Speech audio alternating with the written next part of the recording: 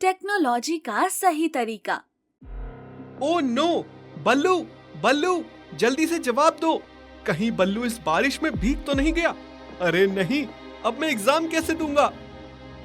कुंदन का AI robot बल्लू बारिश में भीगकर जल जाता है और उसकी पार्ट निकलकर वो सड़क पर बंद पड़कर गिर जाता है और वहाँ भीड़ इकट्ठा हो जाती है। लेकिन कौन है एआई रोबोट बल्लू और क्या है कुंदन और बल्लू का क्रॉस कनेक्शन? उसके लिए हमें कहानी में जाना होगा थोड़ा पीछे। 18 बरस का कुंदन अपनी आगे की पढ़ाई करने शहर में शिफ्ट हो जाता है। वहाँ वो अपनी माँ वृंदा और पिता चंद्रेश के साथ रहता है। जब उसका 19वां जन्मदिन होता है, तभी शहर में रह रहे उसके चाचा मनोहर उसे एक एआई रोबोट उपहार देते हैं, जो उन्होंने खास कुंदन के लिए बनाया होता है। ये लो कुंदन, माय बॉय, तुम्हारा 19th बर्थडे गिफ्ट। इससे तुम अब बहुत डेवलप्ड हो जाओगे और मुझे पूरा यकीन है तुम आईटी टेक्नोलॉजी का सही इस्तेमाल करके खूब आगे बढ़ोगे। वाह, एक एआई रोबोट! ये तो कमाल ही हो गया चाचा जी। Thank you so much. You're welcome बेटा।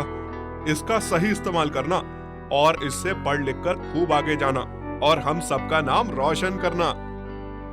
कुंदन को टेक्नोलॉजी इस्तेमाल करना बखूबी आता था, लेकिन किसे पता था यही एआई रोबोट कुंदन को अब पूरी तरह बर्बाद करने वाला था। हेलो, अब से तुम जो कहोगे मैं वही करूंगा। हेलो, मैं कुंदन और मैं आज से तुम्हें हाँ, मैं तुम्हें बल्लू कहकर पुकारूंगा, ठीक है? ठीक है। चलो बल्लू, मुझे ना आज बहुत सारा होमवर्क मिला है और ढेर सारे ऑनलाइन प्रेजेंटेशंस भी बनाने हैं मुझे। तुम प्लीज बना दो। ये देखो, ये रहे वो सारे टॉपिक्स। ठीक है कुंदन।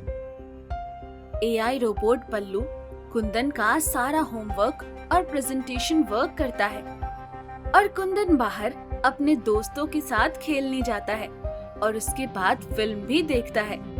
अब ऐसे ही बल्लू के आने के बाद कुंदन अपने सारे काम बल्लू से करवाता है और खुद दिन भर आराम फरमाता रहता है। बल्लू, जल्दी से मेरा बायोलॉजी प्रोजेक्ट कर दो और हाँ, उसके बाद मेरे कमरे को साफ कर दो, वरना मम्मी खूब पिटाई करेगी। और हाँ, एक और काम, उसके बाद तुम मेरे लिए पनीर पास्ता और सूट के सैंडविच बनाना, ठीक है? ओके कुंदन। कुंदन बस बिस्तर पर लेटे हुए वीडियो गेम खेलते रहता है और खर्राटे मारते हुए सोते रहता है। क्लास में उसका बायोलॉजी का प्रोजेक्ट सभी टीचर्स को बहुत पसंद आता है और उसे ही फर्स्ट प्राइज मिलता है। घर आने के बाद वो बल्लू का शुक्र अदा करता है। थैंक यू बल्लू मेरे यारा, तुम्हारी वजह से मुझे क्लास में फर्स्ट प्राइज मिला है और तुम आजकल मेरे सारे काम कर रहे हो। तुम्हारी वजह से आज सब मेरी तारीफों के पुल बांध रहे हैं। काश तुम कुछ खा पाते, तब मैं तुम्हें पार्टी देता। लेकिन खैर, तुम बैटरी ही खाते हो तो मैं तुम्हें चार्जिंग पर लगा देता हूँ। Okay, congratulations Kundan. ये सब कुंदन की माँ वृंदा देख और सुन लेती है और वो बाद में उसके पास आकर उसे डांटती फटकारती है। लेकिन मम्मी। एकदम चुप कुंदन। मनोहर भाई साहब ने तुम्हें वो एआई रोबोट अच्छे काम के लिए दिया है, बुरे काम के लिए नहीं। एआई टेक्नोलॉजी के द्वारा सुधरने की जगह तुम तो और ज्यादा बिगड़ने लगे हो। ट्यूशन बंद करते हो और बल्लू के जरिए नोट्स कलेक्ट कर लेते हो। ठीक से पढ़ते नहीं हो। अगर अपना दिमाग नहीं चलाओगे तो कभी आगे नहीं जा पाओगे। वृंदा कुंदन को बहुत समझाती है, लेकिन कुंदन वृंदा की बातों को इतनी गंभीरता से नहीं लेता। कुछ महीने बाद कुंदन कॉलेज में चला जाता है, लेकिन वहाँ जाने के बाद भी वो अपने सारे काम बल्लू रोबोट से ही करवाता है। एक दिन उसका दोस्त आरव जब अचानक से घर आ जाता है, तब वो बल्लू रोबोट को देख लेता है और उसे देख वो बहुत चकित हो जाता है। अच्छा, तो ये है वो जादू जिसके जरिए तू कॉलेज में इतना छाया हुआ है और सभी लड़कियों का और टीचर्स का फेवरेट बना हुआ है। अब तुझे पता चल ही गया है तो छिपा कर क्या फायदा। लेकिन यार आरव, प्लीज बल्लू के बारे में किसी को कुछ बताना मत। हाँ देख कुंदन, मैं किसी को कुछ नहीं बताऊंगा, लेकिन तेरे पास अगर इतना अच्छा एआई रोबोट है तो तू इससे कितना सारा नॉलेज ले सकता है, कितनी सारी एक्टिविटीज और कोर्सेज सीख सकता है। लेकिन तू इसका गलत इस्तेमाल करके बहुत गलत कर रहा है ब्रो। लेकिन ब्रो, मैं इतना गलत कहाँ कर रहा हूँ? अब रोबोट है तो उसकी आरती थोड़ी उतारूंगा, उसे अपने काम के लिए इस्तेमाल करूंगा ही ना, डफर। कुंदन, तू ये भूल मत कि ये तेरा एआई रोबोट है, तेरा 24 घंटे वाला नौकर नहीं, जिससे तू खाने से लेकर सारे असाइनमेंट्स तक सारे काम करवाए। कुंदन अपने दोस्त आरव की बातों को भी एक कान से सुनकर दूसरे कान से अनसुना कर देता है और अपनी हरकतों से बाज नहीं आता। उसे हमेशा से एक बड़ा आईएएस ऑफिसर बनना होता है, इसलिए वो अब अपनी यूपीएससी की परीक्षा की तैयारी शुरू करता है। लेकिन 2 सालों से उसने अपनी किताब को हाथ तक नहीं लगाया था। अरे यार, बल्लू के आने के बाद से तो मैंने किताबों को हाथ तक नहीं लगाया है। अब मैं यूपीएससी की तैयारी कैसे करूंगा?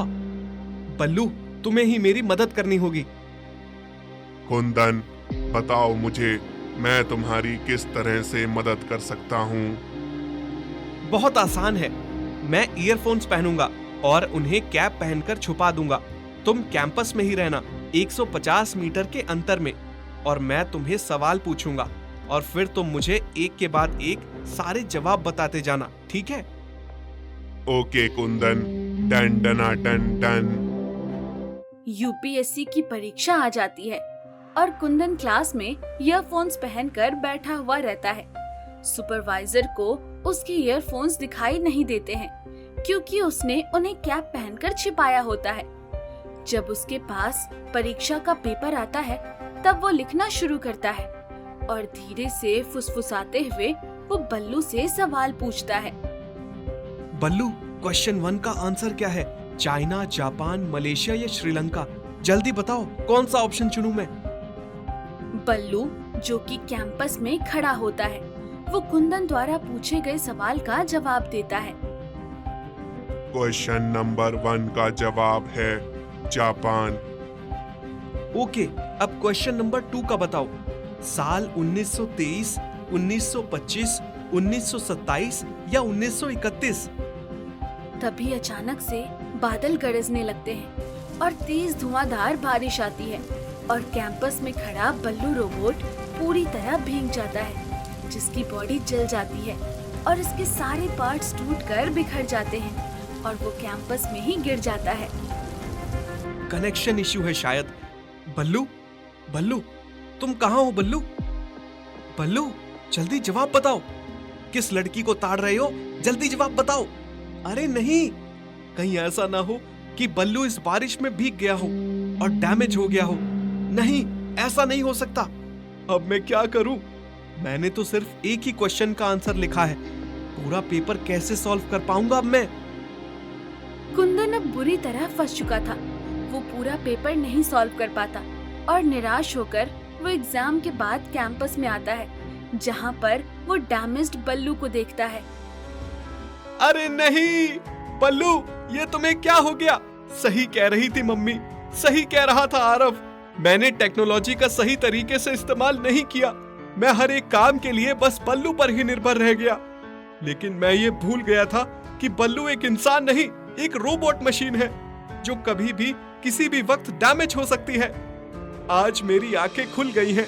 अगर मैं खुद से पढ़ लेता तो एग्जाम दे देता, लेकिन अब मेरा ये साल बर्बाद हो गया।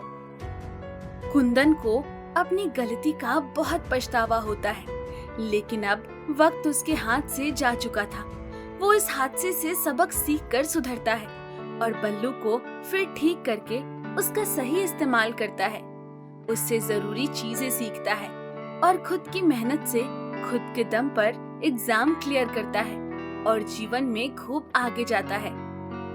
दोस्तों, हम सभी के लिए टेक्नोलॉजी आज के जमाने में हर तरफ उपलब्ध है, लेकिन उसका गलत इस्तेमाल ना करते हुए सही इस्तेमाल करना हमारी जिम्मेदारी है, क्योंकि टेक्नोलॉजी का गलत इस्तेमाल व्यक्ति को आगे ले जाने की जगह और पीछे खींच सकता है।